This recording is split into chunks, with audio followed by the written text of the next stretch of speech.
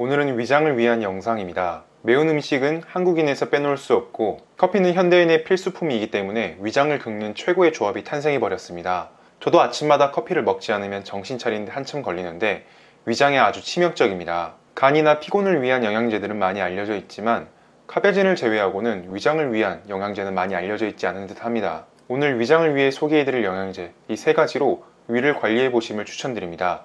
메스티컴과 글루타민, 그리고 마지막으로 DGL, 감초 추출물입니다. 메스티컴은 메스틱 나무에서 나오는 나무 수지로서 이렇게 끈적끈적한 나무 수지를 굳혀놓은 것을 영양제나 사탕으로 복용합니다. 메스티컴은 위장과 십이지장 궤양에 특히 도움이 됩니다. 메스티컴의 효능 효과는 많지만 그 중에서 위장에 가장 강한 기능을 보이는 것은 항염증 기능입니다. 이외에도 헬리코박터에도 효과가 있어 보호효과, 항염증, 그리고 재생 기능까지 두루두루 가지고 있어 기본적으로 위장 건강을 위하신다면 정말 추천드리고 있습니다. 끈적끈적한 수지가 위장 상처에 붙어 보호를 해주고 향균 작용과 함께 염증을 없애주니 하나만 고르라면 메스티컴을 정말 추천드립니다. 두 번째로 글루타민입니다. 글루타민은 장 누수 증후군에도 사용하지만 주된 사용처는 두 곳, 점막과 근육 재생에 사용됩니다. 위가 안 좋은 분들은 장 쪽도 안 좋은 경우가 많습니다.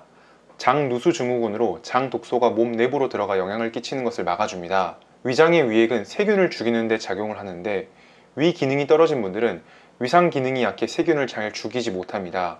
이게 장으로 내려가서 문제를 일으키죠. 글루타민은 위장 점막 재생에 도움을 주는데 위장의 경우 3일에 한 번씩 재생이 되고 있습니다. 강한 위산 때문에 위벽 또한 항상 손상을 입고 있습니다.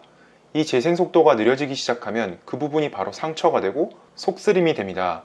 재생 속도를 올리기 위해 글루타민을 사용하시면 좋습니다. 마지막으로 DGL인 감초 추출물을 보겠습니다.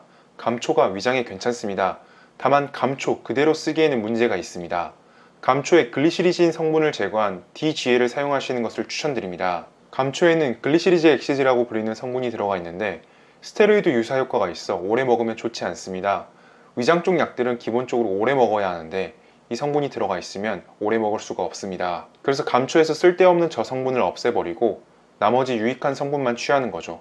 특히 글리시레진을 제거하면 글라브리딘이라는 성분이 농축이 되는데 이 성분이 위장의 점막을 도와주고 특히 헬리코박터 파일로리를 조절하는 데 도움이 됩니다. 이렇게 감초 추출물은 헬리코박터를 제거하고 위점막의 안정도를 올려주기 때문에 위장에 괜찮은 영양제입니다. 점막을 보호하는 메스티컴, 특히 메스티컴을 제외하고 알긴산 나트륨도 끈적끈적하고 마와 같은 식품도 끈적끈적한데 이런 게 위장의 상처에 착하고 달라붙어서 도움이 됩니다. 위에 상처가 나면 빠르게 회복을 해야 하는데 회복이 더뎌지면 그곳이 바로 상처가 되고 통증이 되며 염증이 진행됩니다.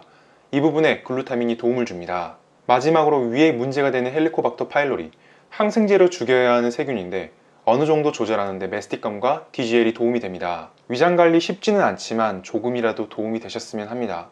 감사합니다.